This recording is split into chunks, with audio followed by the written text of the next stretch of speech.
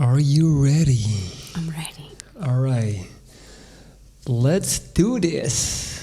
Welcome back to the second episode of the Wounded... Welcome back to the second episode already of the Wounded Viking podcast, featuring myself, your gracious and humble host, and my luscious Inca queen, looking beautiful as ever today, baby, Katya. So today, second episode, and I told my baby, hey, it is still called the Wounded Viking podcast, so I want to talk about something that has been on my mind. And I know you don't want to talk about this, but we're going to talk about it. Joe Rogan and his new studio. Before I start my little rant, I showed Joe Rogan's new podcast studio, which is now located in Texas, to my girlfriend. Obviously, she's a woman. I would say you have above average taste. Quite good taste, actually. Thank you, mi amor. And I just wanted to know what you thought. So what were your first thoughts when I showed you his new studio? Well, the first part for me, like, let's say the most highlighting part was the lighting, because he looks super red. So he looks like the devil. It looks like a joke. All right, I'm not even going to start yet. Go ahead. So that was for me, like, I think that's basic. Well, I'm not that iterated in visuals and stuff, but I think that's quite basic. Like you should look at us, cartoon. Like we are not pro at these things, but we don't see each other. I don't know, like super white or super red, or there is not like natural colors. And also, the decoration and stuff, it looked like like a spaceship, but this one from Terminator, or the Alien, like for Alien, me, the Alien, but just instead of being black, it was red. So I was like, this is actually not. It doesn't feel that cozy. I would say it doesn't feel cozy at all. You know what it made me realize? It was actually one of the greatest things that has happened to me in recent memory. It made me realize that, and this is something that I've spoken about a lot before, we continuously put these people on a pedestal, right? Like we look at these creators, these famous people, these, whatever they are, and we're just like, wow, they got all the answers. They know what they're doing. Mm-hmm. And like, just for the record, for those who don't know about me, like how much do I adore Joe Rogan, lady? Like how much... 10,000%. What is my favorite activity after 8:30 p.m. on any given day? NBA or Joe Rogan.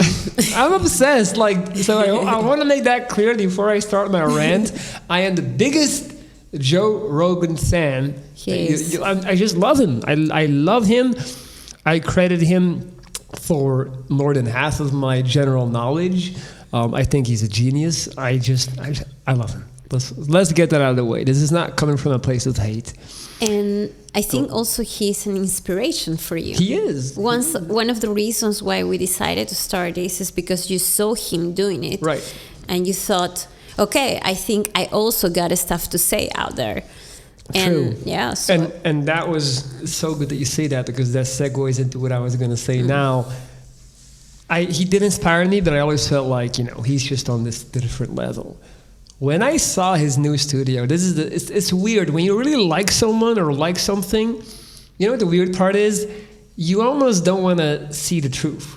Like my initial reaction when I saw the studio was like, it's me. I don't get it. I'm missing something. Like this has to be cool. I just don't get it, right?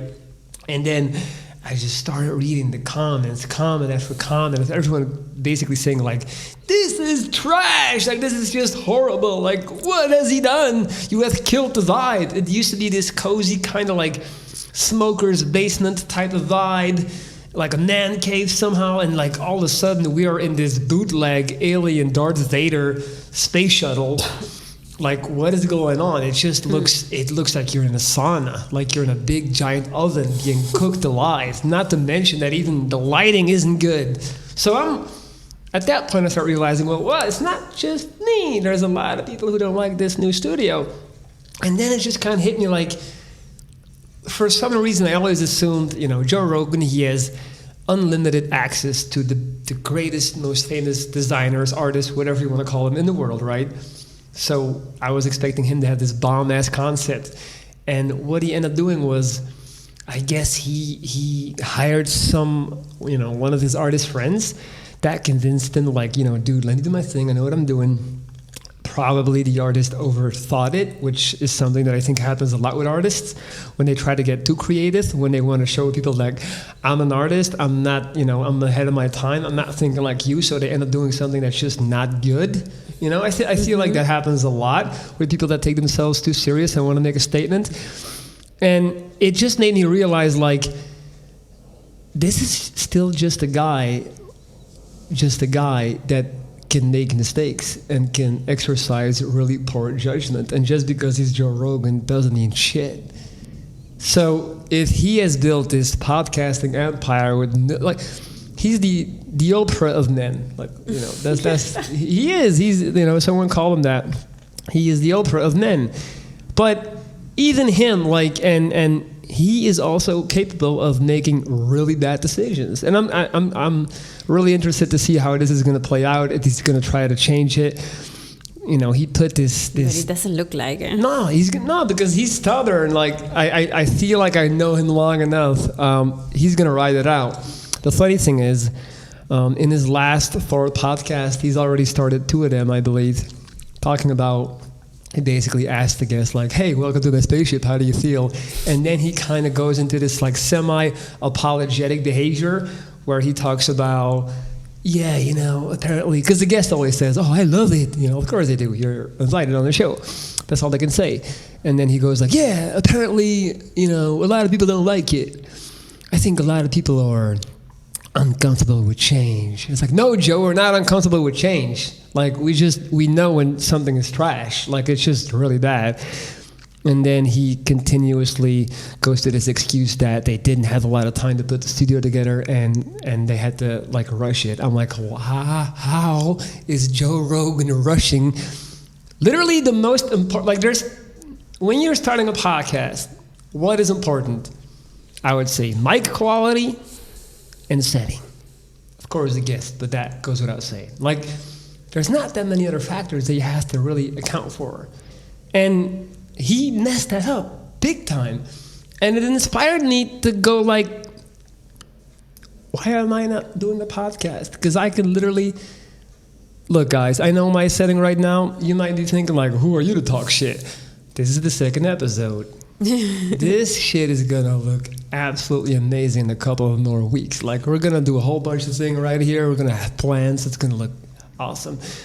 I think it already looks more cozy than Joe Rogan's current one. Like, maybe I'm biased, but that's just me. Or maybe that's just because you're here. You're right in the room.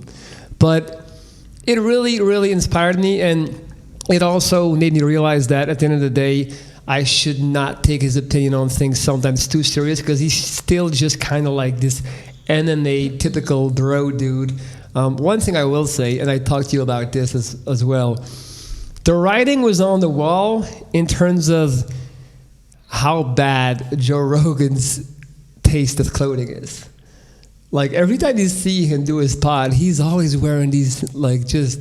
And I don't want to go too far with this. Like, I promise I'm going to stop talking about this. Yeah. But he wears these terrible, like, tight T-shirts with, like, these big letters on it. It's just like, what? Like, nah, man. Yeah, but I also think that's part of, just himself, right? His podcasts is part of his brand, let's say. It's part of, he's just himself, and he just does and dresses as he wants. That's true. But also this brings up another thing that is like, okay, so you are Joe Rogan and you are able to do these kind of things. You are able to talk about all this crazy stuff that no one else wants to talk about. You have access to different type of people that are like super powerful and super known worldwide. And but then up to which point, all this part sums up and you don't have to pay that much attention to the scenario and to... Right. It's like the ultimate proof that content is king. Like, if your guests and your content and conversation is good enough, it doesn't fucking matter that your studio looks like a oven in Bangkok. Like, it's just, no, it's a beautiful thing, really. Yeah, it is. It does, and it should inspire any and everyone out there. And this is something that I've spoken about in my videos over the years. Like, why not you? Why not you? Why can you not be the next big whatever? Like, it always has to be someone we don't know, like a stranger, you know? We're so quick to tear ourselves down, tear each other down. When a friend comes to you with an ambitious idea, you're like, get the fuck out of here. But why not you? Why can I not be the next Joe Rogan, you know? Why can't you be the next...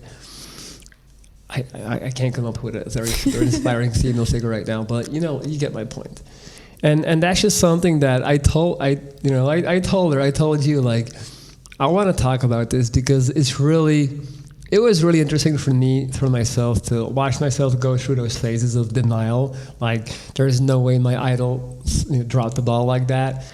And then in the end, it just came full circle. So it's going to be definitely something interesting to watch moving forward. All right, I'm done. Baby, now we can talk about energy and life force and spirituality and all the things that you want to talk about. I just had to get it off my chest. I had to go on my little Joe Rogan rant. Joe, if you're watching this, I still absolutely love you, and I would kill to be on your show. Don't get it twisted. Next segment, Daddy.